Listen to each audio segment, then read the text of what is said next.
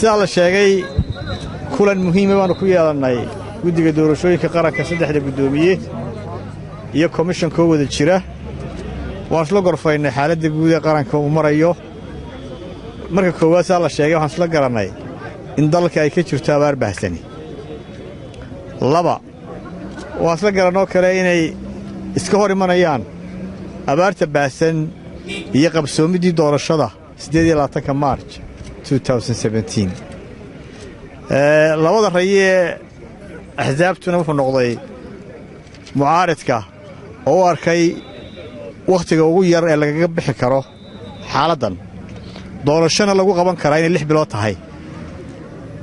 talabaad xisbiga kulmiye wuxuu isaguna soo jeediyey in xaaladdan wax ka beddelkeeda loo raaco sharciga